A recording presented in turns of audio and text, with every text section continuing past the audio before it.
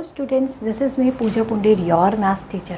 आज हम स्टार्ट करेंगे class 10th mathematics irrational numbers. ठीक है, मीन आपका जो एक्सरसाइज 1.3 है उसका इंट्रोडक्शन वीडियो है ये। इसमें आपको क्या करना है कि किसी भी नंबर को इरेशनल मीन उसकी इरेशनलिटी आपको प्रूव करनी है। तो इरेशनलिटी प्रूव करने से पहले एक बार रिविजिटिंग कर लेते हैं कि इरेशनल नंबर हमारे क्या होते हैं। ऑल यू नो, हमारे रियल नंबर्स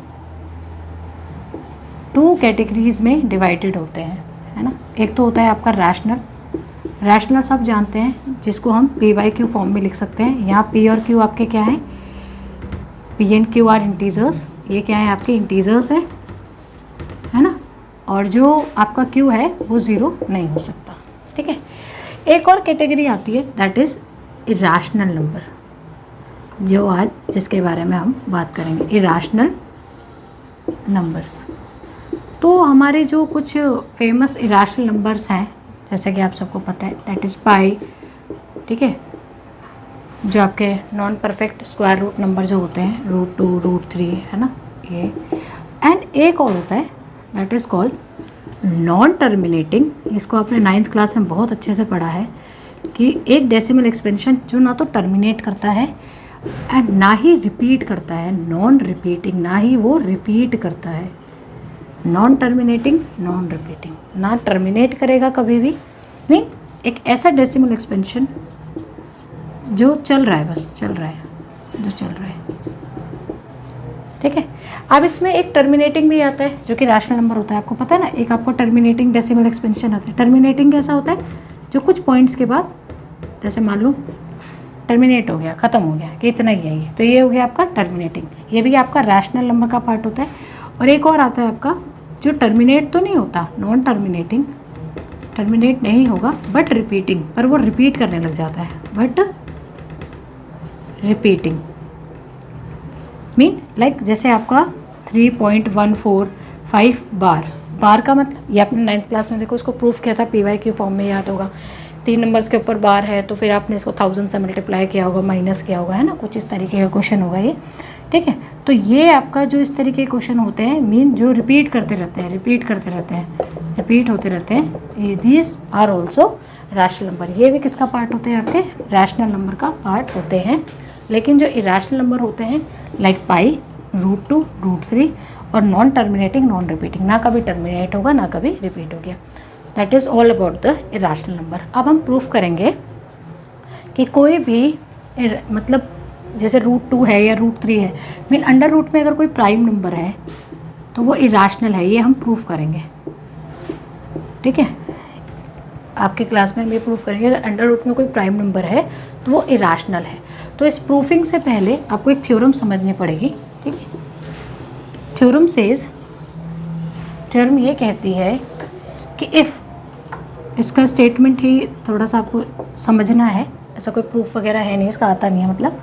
ठीक है, थ्योरम ये कहती है कि अगर कोई p आपको कोई प्राइम नंबर है, आप बस ऐसे समझो कि p आपका क्या है, प्राइम नंबर है, और p किसी भी नंबर के स्क्वायर को डिवाइड कर रहा है, मीन p जो है डिवाइड कर रहा है किसी भी नंबर के स्क्वायर को, p a स्क्वायर को डिवाइड कर रहा है। a स्क्वायर कोई भी नंबर है, ठीक है, a इज़ एनी नंबर, ठीक है, एनी इंटीजर। ठीक है, a क्या है आपका, यहाँ पर इंटीजर है, कोई भी इंटीजर है, उसको p क्या कर रहा है, उसके मतलब स्क्वायर को डिवाइड कर रहा है। तो जो p है वो a को भी डिवाइड करेगा। अब आप बोलोगे मैम जब उसने स्क्वायर को डिवाइड कर दिया तो वो उसको तो डिवाइड करेगा, इसमें नई बात क्या है। देखो, मान लीजिए आपने एक नंबर लिया, लेट इट बी, मान लो आप ले रहे हो यहाँ पर 2 और आपने डिवाइड कराया 6 के स्क्वायर को, मीन आपने 2 से डिवाइड कराया 36 को, तो ऑब्वियस से डिवाइड हो जाएगा, 18 आ गया। तो आप इसको 2 को, जब ये क्या है 6 का स्क्वायर है ना, तो एक नंबर के स्क्वायर को जब आपने डिवाइड कराया 2 से डिवाइड हो गया, तो आप ये कह रहे हो, और 2 क्या है, प्राइम नंबर है, तो आप ये कह रहे हो कि वो नंबर भी 2 से डिवाइड होगा। वो नंबर मतलब 6 भी आपका 2 से डिवाइड होगा, 6 भी आपका 2 से डिवाइड होगा, ये कह रहे हो उस थ्योरम से। लेकिन आप कह रहे हैं मैम इसमें कोई नई बात नहीं है, तो सभी के लिए होता है, जब स्क्वायर को डिवाइड करेगा तो नंबर को तो डिवाइड करेगा। तो ठीक है, हम एक एग्जाम्पल ले लेते हैं। लेट इट बी, यही आपका 6 का स्क्वायर है और ये 4 को 4 क्या कर रहा है, इसको डिवाइड, ये कंपोजिट नंबर देखो, ये क्या है आपका कंपोजिट, प्राइम नहीं है ना।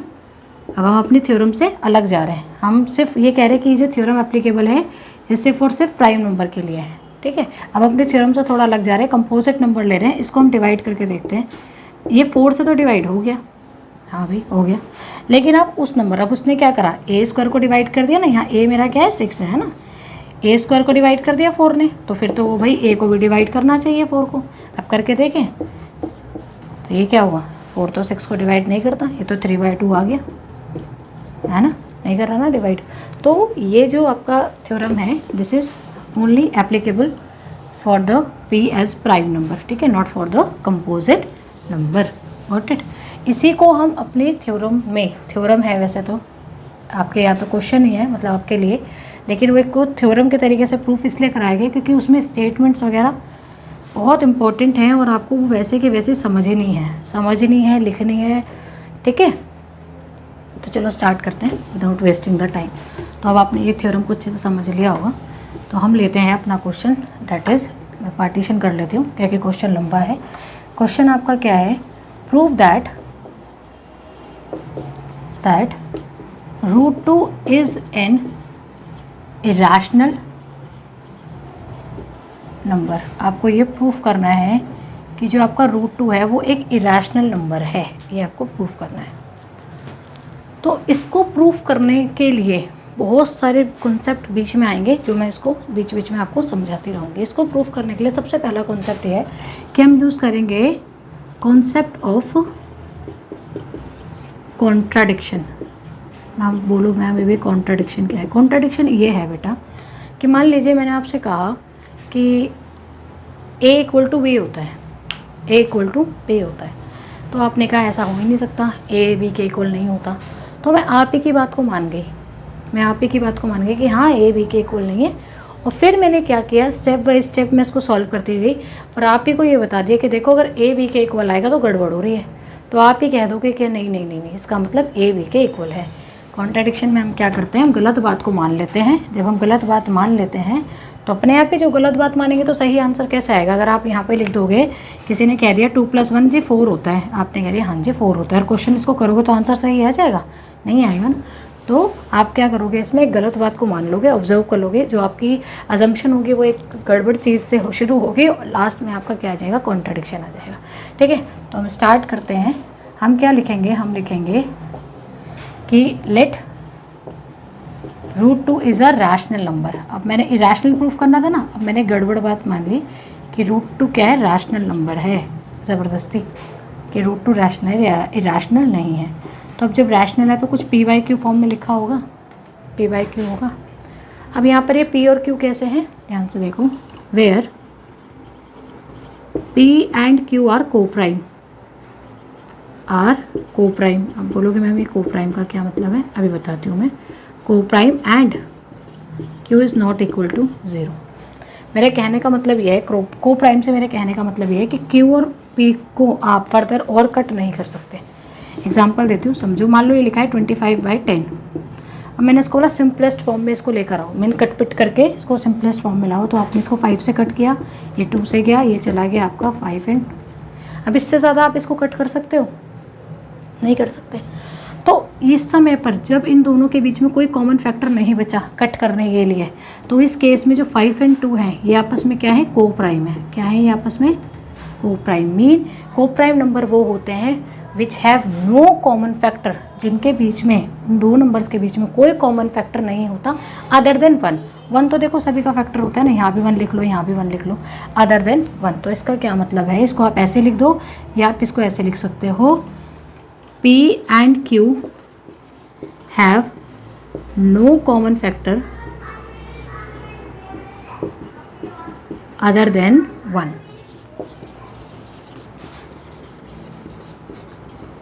एक के अलावा इन दोनों के बीच में और कोई कॉमन फैक्टर नहीं होगा, ठीक है।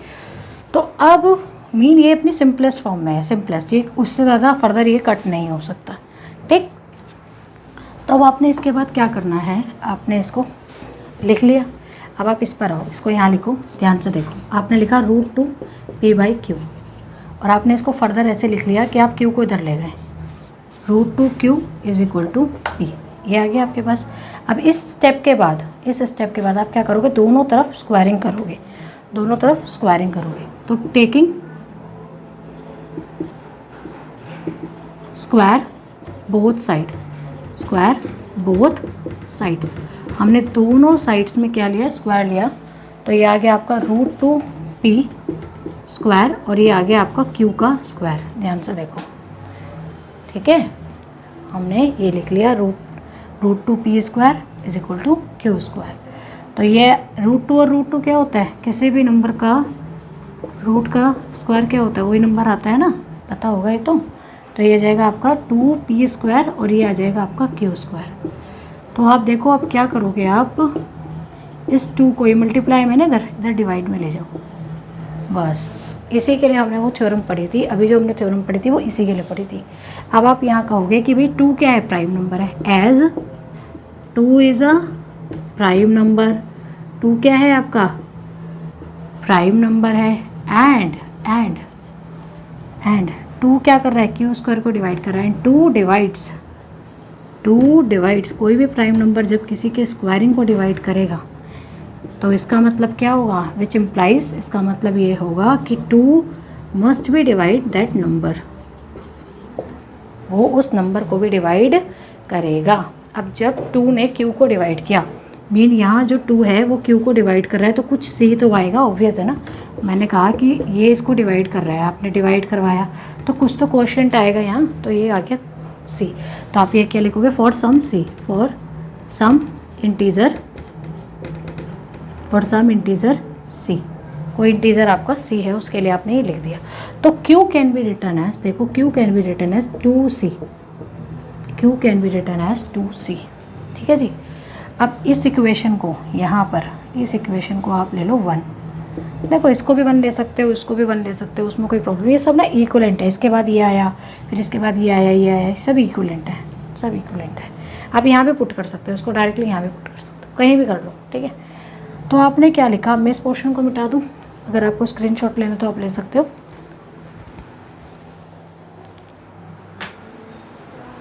देखिए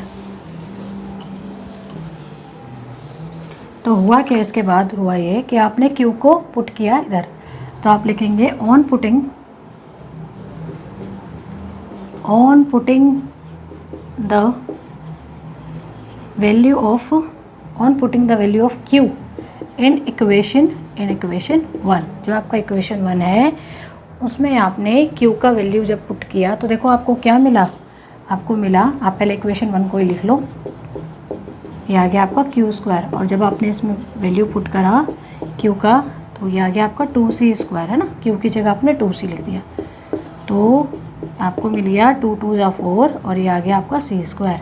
तो देखो ये इससे कट हो गया ना, अगर आप इसको 4 को इधर लेकर आओ फर्दर, देखो आप इधर ले आओ, इधर 2 है इधर 4 है, अब ध्यान से देखना क्या होगा कमाल यहाँ पर। इसको दोबारा लिख दूँ, थोड़ा कचड़ पचड़ हो गई। ये देखो जी, ये क्या हो गया कि 2 ने जब p स्क्वायर को डिवाइड किया तो यहाँ तो कुछ आ रहा है, कोई नंबर आ रहा है, मतलब 2 जो है p स्क्वायर को भी डिवाइड कर रहा है। तो आप लिखोगे as 2 is a prime number, बिल्कुल वही लाइन जो यहाँ लिखी थी कि 2 भाई प्राइम नंबर है, and 2 divide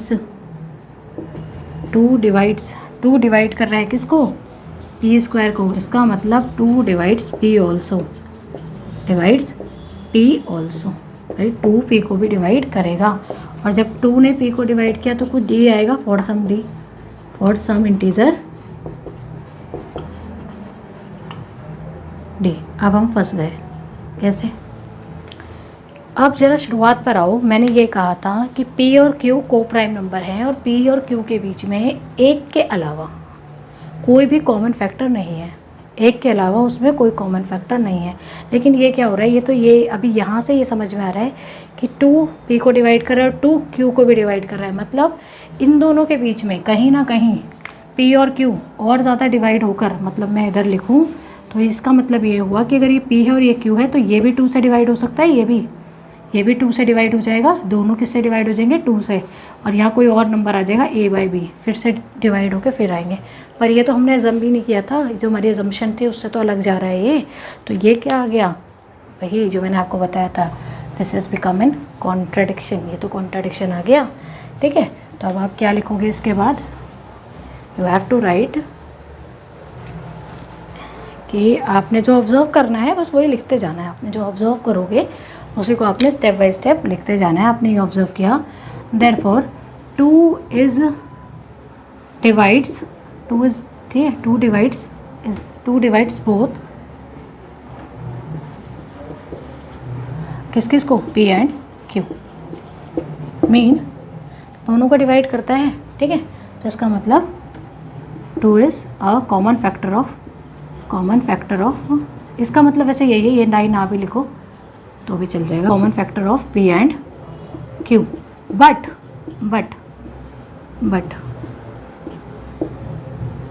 it is a contradiction,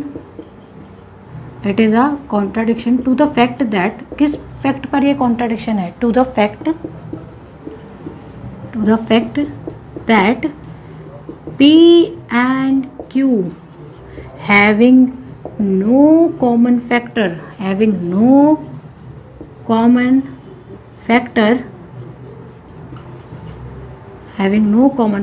other than 1, एक के अलावा इन दोनों में और कोई कॉमन फैक्टर नहीं होगा।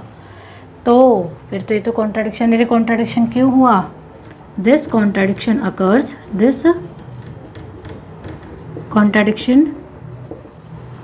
ठीक है, ये डी है, अकर ड्यू टू आर, हमारी गलत अजम्पशन की वजह से, wrong assumption, due to our wrong assumption that, क्या हमने गलत अजम किया था, दैट √2 इज़ रैशनल। ये जो हमने शुरुआत में गलत बात मान ली थी, यही तो गड़बड़ कर दी थी, √2 रैशनल है, हो ही नहीं सकता।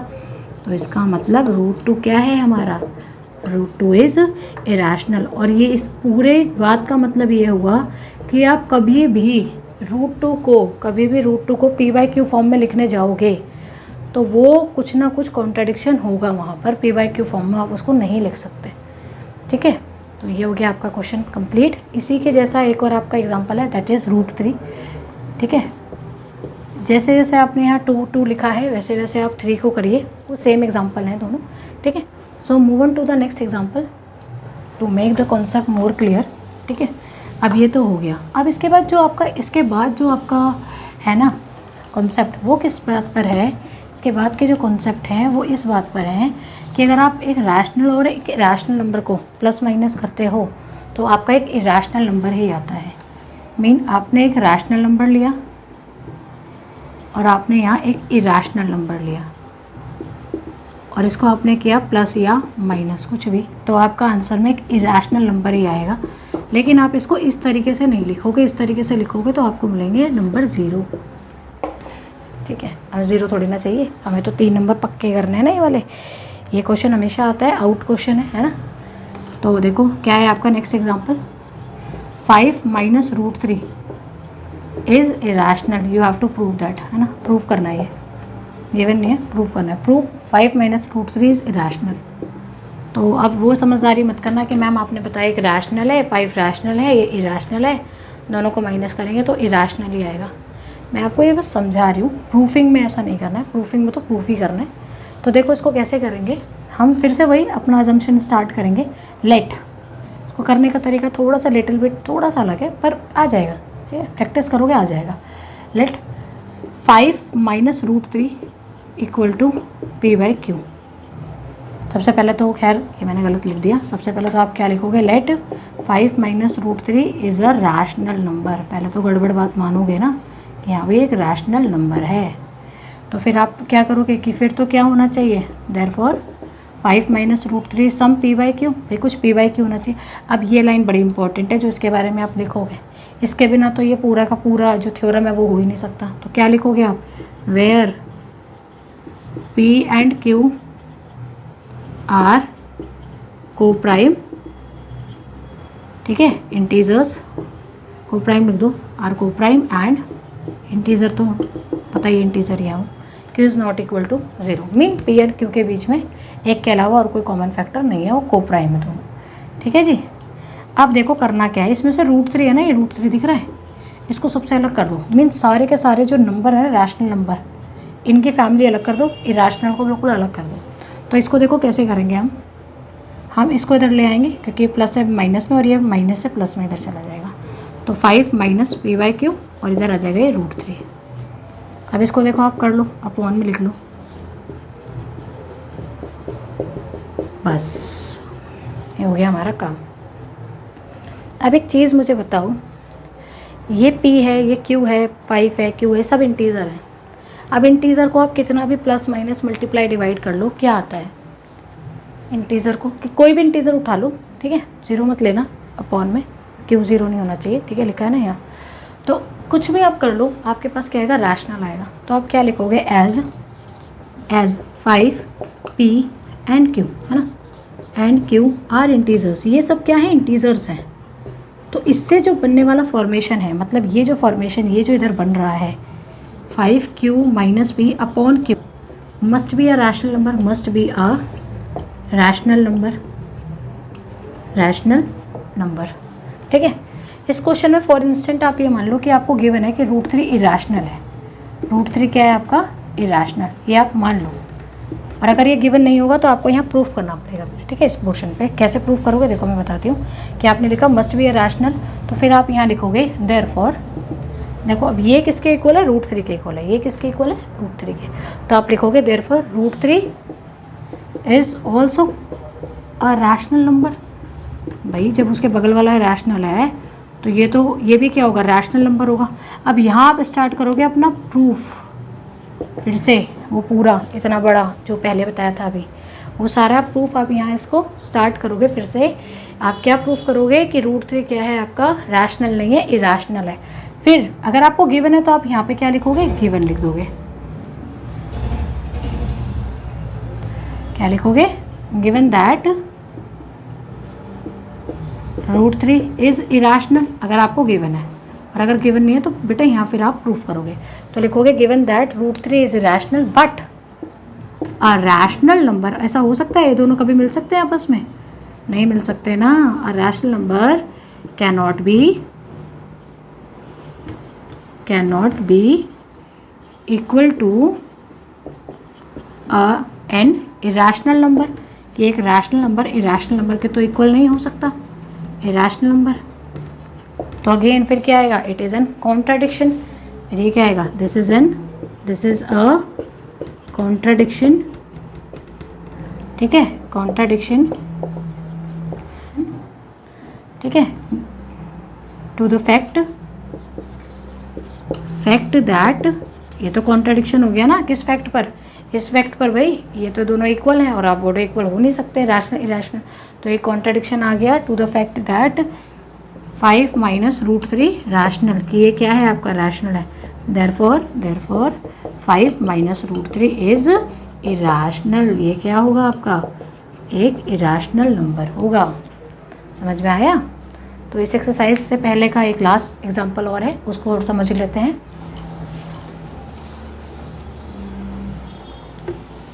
ये क्वेश्चन प्रैक्टिस करोगे आ जाएंगे, ठीक है। तो लास्ट क्वेश्चन देख लेते हैं, that is show that 3√2 is irrational. अब देखो इस क्वेश्चन में वो क्या समझा रहा है, 3√2 आपको क्या प्रूफ करना है कि ये इरेशनल है। इसमें आपको ये वाला कॉन्सेप्ट समझा रहा है कि इरेशनल। तो देखो अब ये इस कॉन्सेप्ट पर बेस्ड है ये क्वेश्चन आपका, कि अगर रैशनल को इरेशनल से मल्टीप्लाई कराओ या डिवाइड कराओ तो आपका इरेशनल आएगा, लेकिन उस टाइम पे जो रैशनल है आपका 0 नहीं होना चाहिए ना। जैसे आप 0/√2 करोगे तो देखो 0 आ जाएगा, ये तो रैशनल नंबर हो गया। तो मतलब 0 को नहीं लिखना है, बाकी सबको, ठीक है, एक्सेप्ट 0 लिख देती हूँ, ठीक है, इस केस में, ठीक है, 0 नहीं रखना है रैशनल के तौर पे, ठीक। अब ध्यान से देखिए, वो ये कह रहा है कि ये इरेशनल है, ये प्रूफ करना है। देखो उसका सॉल्यूशन आप कैसे स्टार्ट करोगे, फिर से गलत बात से, let 3√2 is a rational number, कि मान लीजिए ये एक रैशनल नंबर है, ठीक है, तो 3√2 is equal to some P by Q. भाई कोई पी बाई क्यू होगा तो आप क्या लिखोगे, वेयर, वही लाइन जो मैंने अभी लिख दी 2 बार, P and Q are coprime, ये को प्राइम है, and Q is not equal to 0। ठीक है, अब हम क्या करेंगे, फिर से इस √2 को हम अलग लेकर जाएंगे, बिल्कुल √2 अलग कर देंगे। तो √2 अलग करने के लिए हम इसको यहाँ पर उठा के ले आएंगे इधर। ठीक है, इधर ले आएंगे। तो अब फिर वही लिखोगे एज 3p एंड q। भाई ये तीनों क्या हैं, आर इंटीजर्स, ये तीनों क्या हैं, इंटीजर्स हैं। तो देयरफॉर जो ये नंबर आपका बनेगा p/3q must be a rational number. ये क्या होगा, आपका रैशनल नंबर होगा। देयरफॉर जो √2 है वो भी क्या है आपका, √2 इज़ ऑल्सो रैशनल। √2 भी क्या बनेगा आपका, रैशनल नंबर बनेगा। ठीक है, बट अब या तो इधर गिवन होगा, जैसे यहाँ पर आपको गिवन नहीं है तो आप यहाँ प्रूफ करोगे दोबारा से। क्या प्रूफ करोगे, यहाँ पर आप प्रूफ करोगे √2 इरेशनल पूरा। ठीक है, इसको प्रूफ करोगे, फिर यहाँ लिखोगे अपना कॉन्ट्राडिक्शन कि आप बोल रहे हो कि √2 तो रैशनल है और ये तो इरेशनल है, देयरफॉर दिस इज एन, ठीक है, this is a contradiction due to our wrong assumption. ठीक है, कॉन्ट्राडिक्शन ड्यू टू आर, ठीक है, लैंग्वेज आपकी अपनी भी हो सकती है। ठीक है, बस थोड़ा सा स्पेसिफाइड लैंग्वेज लिखना, क्वेश्चन से रिलेटेड, ये नहीं कि कुछ भी लिख दिया अजम्पशन जो हमारी गलत अजम्पशन है। देयरफॉर आपका जो 3√2 है इज एन इरेशनल नंबर, ये एक इरेशनल नंबर है। ठीक है जी, तो ये हो गया आपका कॉन्सेप्ट क्लियर। ठीक, इसको और हम अच्छे से करेंगे एक्सरसाइज के क्वेश्चंस में। तो ये वीडियो मैं यहीं पर एंड कर रही हूँ। अगर आपको मेरा कॉन्सेप्ट समझ में आया हो, मेरी वीडियो अच्छी लगी हो तो प्लीज़ मेरे चैनल को सब्सक्राइब कीजिए, इसे लाइक कीजिए, शेयर कीजिए। Thank you so much.